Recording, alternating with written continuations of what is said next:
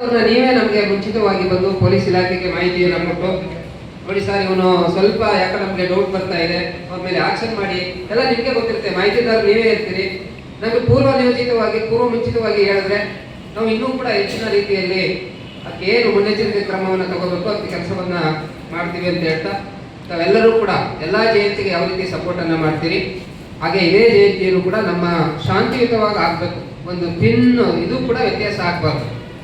ಸಾಹೇಬರು ಸೂಚನೆಗಳನ್ನ ಕೊಡ್ತಾರೆ, ಆ ಸೂಚನೆಗಳನ್ನ ಅನುಸರಿಸಿ ತಾವೆಲ್ಲರೂ ಕೂಡ ನಮಗೆ ಸಪೋರ್ಟ್ ಅನ್ನ ಮಾಡಿದ್ರೆ ಖಂಡಿತವಾಗಿ ಒಂದು ಕಾರ್ಯಕ್ರಮ ಯಶಸ್ವಿ ಆಗುತ್ತೆ. ನೀವೆಲ್ಲ ಸಹಕಾರವನ್ನ ಕೊಡಬೇಕು ಅಂತ ಹೇಳ್ತಾ ಎಲ್ರಿಗೂ ನನ್ನ ಹೃದಯ ತುಂಬಿದ ನಮನಗಳನ್ನು ಸಲ್ಲಿಸಿ ನಾನು ಈ ವಾಟ್ಸಪ್ಪು, ಇನ್ಸ್ಟಾಗ್ರಾಮು, ಫೇಸ್ಬುಕ್ ಮುಖಾಂತರ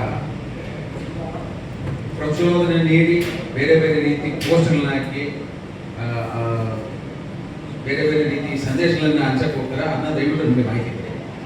ನಮ್ದಂತೂ ಮಾನಿಟರಿಂಗ್ ಮಾಡ್ತಾ ಇದ್ದೀವಿ, ನಾವು ಸೋಷಿಯಲ್ ಮೀಡಿಯಾ ಮಾನಿಟರಿಂಗ್ ಸೆಲ್ ಅಂತಿದೆ, ಆ ಮಾನಿಟರಿಂಗ್ ಸೆಲ್ ನಾವು ಮಾನಿಟರ್ ಮಾಡ್ತಾ ಇದ್ದೀವಿ. ಬಟ್ ತಮ್ಮ ಕಡೆಗೂ ಕೂಡ ಮಂಜುನಾಥ್ ತಹಸೀಲ್ದಾರ್ ಸಾಹೇಬರು ಹೇಳಿದಂಗೆ ಸರಿ ಹುಡುಗ ಯಾಕೋ ಈಗ ಮಾಡ್ತಾನೆ, ಸ್ವಲ್ಪ ಕರೆದು ವಿಚಾರಣೆ ಮಾಡಿ, ಯಾಕೋ 2-3 ದಿವಸದಿಂದ ಈಗೆಲ್ಲ ಆಗ್ತಾ ಇದೆ, ಪೋಸ್ಟ್ ಆಗ್ತಾ ಇದೆ, ಸ್ವಲ್ಪ ಖರ್ಚು ವಿಚಾರಿಸಿದ್ರೆ ನೀವು ನಮಗೆ ಇಲಾಖೆಗೆ ಹಾಗೂ ಸಮಾಜಕ್ಕೆ ದೊಡ್ಡ ಉಪಕಾರ ಮಾಡ್ತೀವಿ. ಏನೋ ಒಂದು ದೊಡ್ಡ ಅನಾಹುತ ಆಗೋದ ನೀವು ಮುಂಚಿತವಾಗಿ ತೆಗೆಯೋದಕ್ಕೆ ಇದು ನಮಗೆ ಸಹಕಾರ ನೀಡಿದಂತಾಗುತ್ತೆ.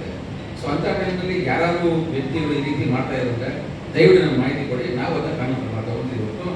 ನೀವು ಕಾನೂನನ್ನ ಯಾವುದೇ ಕಾರಣಕ್ಕೂ ತೆಗೆದುಕೊಂಡು ನೀವು ಮಾಡ್ತಾ ಇಲ್ಲ ಕರ್ಕೊಂಡು ದುಡಿರೋವನಿಗೆ ಹಾಗೆ ಎಕ್ಸೆಟ್ರಾ ಮಾಡ್ಕೊಡಿ ಸರ್, ಈಗ ಆಗ್ತಾ ಇದೆ ಬನ್ನಿ ಸರ್ ಅದೇ ನಮ್ಗೆ ಇದು ಮಾಡಿ ಅಂತ.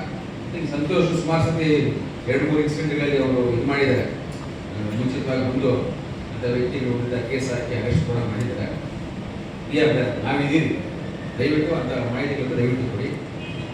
ಪ್ರೊಸೆಷನ್ ಟೈಮ್ನಲ್ಲಿ ನಿಮ್ಮ ವಾಲಂಟಿಯರ್ಸ್ಗಳು ಬೇಕು ದಾಸರು, ಯಾಕಂದ್ರೆ ನಾವು ಇಟ್ಕೊಂಡು ನಾವು ತಡಕ್ಕೆ ಹೋದರೆ ನಮ್ಮ ಮೇಲೆ ಗಲಾಟೆ ಬರ್ತಾರೆ. ಸಾಕಷ್ಟು ವಾಲಂಟಿಯರ್ಸ್ ತಮ್ಮ ಕಡೆಯಿಂದ ಕೊಡಬೇಕು ನಮಗೆ. ಆ ವಾಲಂಟಿಯರ್ಸ್ ಮಾಹಿತಿ ಇನ್ಸ್ಪೆಕ್ಟರ್ಗೆ ಕೊಟ್ಟು ಮುಂಚಿತವಾಗಿ ಅವ್ರ ಕಡೆ ಕರೆದು ಯಾರು ನಮಗೂ ಗೊತ್ತಾಗಬೇಕು ಯಾರಿದ್ದಾರೆ ಅಂತ ವಾಲಂಟಿಯರ್ಸ್, ನಮ್ಮ ಕಡೆ ಒಂದು ಸ್ವಲ್ಪ ವಾಲಂಟಿಯರ್ಸ್ ಕೊಡಿ. ಒಟ್ಟಿನಲ್ಲಿ ನಮ್ಮ ಉದ್ದೇಶ ಇಷ್ಟೇ, ಸಮಾಜದಲ್ಲಿ ಯಾವುದೇ ಕಾರಣಕ್ಕೂ ಯಾವುದೇ ಒಂದು ಸನ್ನಿವೇಶಕ್ಕೆ ಶಾಂತಿ ಕದಡಬಾರದು. ಪೊಲೀಸವರು ನಾವಾಗಲಿ ತಹಸೀಲ್ದಾರಾಗಿ ಓಡಾಡ್ತೀವಿ, ತೊಂದರೆ ಆಗೋದು ಯಾರಿಗೆ? ಲಾ ಅಂಡ್ ಆರ್ಡರ್ ಇಶ್ಯೂ ಆದರೆ ಸಾರ್ವಜನಿಕರಿಗೆ ಅವ್ರಿಗೆ ತೊಂದರೆ ಆಗುತ್ತೆ. ಕೇಸ್ ಹಾಕೊಂತಾರೆ, ಅವ್ರ ತಂದೆ ತಾಯಿಗೆ ತೊಂದರೆ ಆಗ್ತದೆ. ಕೇಸ್ ಹಾಕೊಂಡು ಅವ್ರ ತಂದೆ ತಾಯಿಗೆ ಅವ್ರಿಗೆ ಗೊತ್ತೇ ಇರೋದು ಏನಾಗಿದೆ ಅಂತ ಅವ್ರು ಕೋರ್ಟ್ ಕಚೇರಿ ಹಾಕೊಂಡು ಅದಾಡಬೇಕು, ಕೇಸ್ ಆಗ್ತಾ ಇದೆ. ದಯವಿಟ್ಟು ಯಾವುದೇ ಕಾರಣಕ್ಕೂ ಕೂಡ ಅನ್ನೆಸೆಸರಿ ಸುಳ್ಳು ವದಂತಿಗಳಿಗೆ ಕಿವಿಗೊಡದೆ, ಕಾನೂನನ್ನು ಕೈ ಎತ್ಕೊಳ್ಳದೆ, ಪೊಲೀಸ್ ಇಲಾಖೆ, ಜಿಲ್ಲಾಡಳಿತ ಏನೆಲ್ಲ ನಿಮಗೆ ಮಾರ್ಗಸೂಚಿಗಳನ್ನು ಕೊಡ್ತಾರೆ, ಏನೆಲ್ಲ ಮಾಡಬೇಕು, ಏನೆಲ್ಲ ಮಾಡಬಾರ್ದು ಅನ್ನೋದ್ರ ಬಗ್ಗೆ ತಾವು ಜಾಗೃತತೆ ಪಾಲಿಸಿದ್ರೆ ಶಾಂತಿಯುತವಾಗಿ ಎಲ್ಲರೂ ಇರ್ಬೋದು. ಇನ್ನೂ ವಿಜೃಂಭಣೆಯಿಂದ ನಾವು ಎಲ್ಲ ಹಬ್ಬಗಳನ್ನು ನಾವು ಆಚರಣೆ ಮಾಡ್ಬೋದು ಅಂತ ಹೇಳ್ತೀನಿ ನಾನು.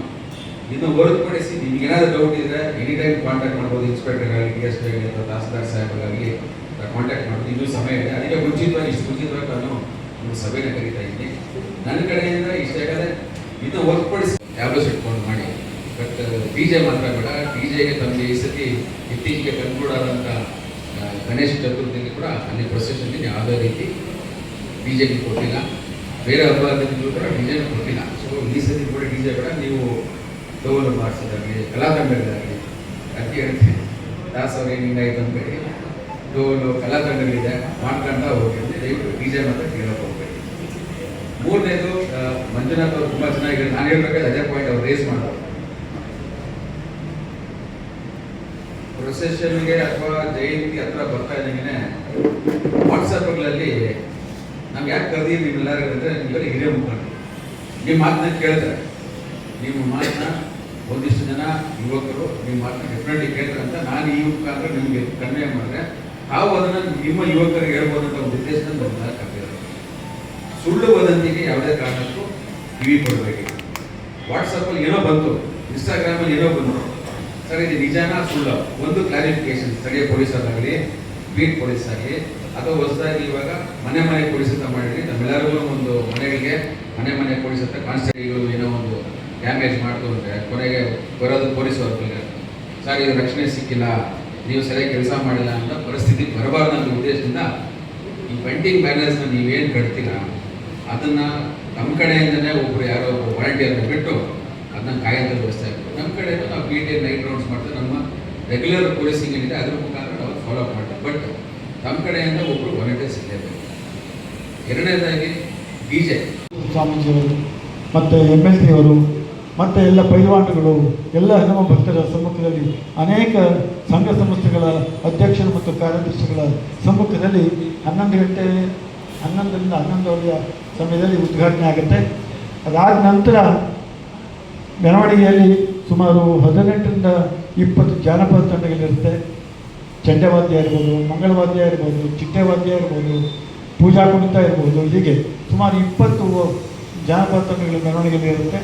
ಅದಾದ ನಂತರ ಊರಿನ ಪ್ರಮುಖ ಬೀದಿಗಳಲ್ಲಿ ಅಂತಂದರೆ ರಂಗನಾಥ ಬಡಾವಣೆಯಿಂದ ಹೊರಟು ನೇರವಾಗಿ ಕಲ್ಮುಡಿಗೆ ಮಾರ್ಗದಲ್ಲಿ ಬಂದು ಶಬರಿ ಪ್ರಸಾದ, ಹಳೆ ಸೇತುವೆ, ಸಂವಿಧಾನ ಸರ್ಕಲ್ಲು, ಕೋಟೆ ಸರ್ಕಲ್ಲಿಂದ ಹಳೆಯ ತರಕಾರಿ ಮಾರ್ಕೆಟು, ಬಜಾರ್ ರಸ್ತೆ, ಕಲ್ಪತರು ವೃತ್ತ, ಅಲ್ಲಿಂದ ದೇವಸ್ಥಾನ ತಲುಪುತ್ತೆ.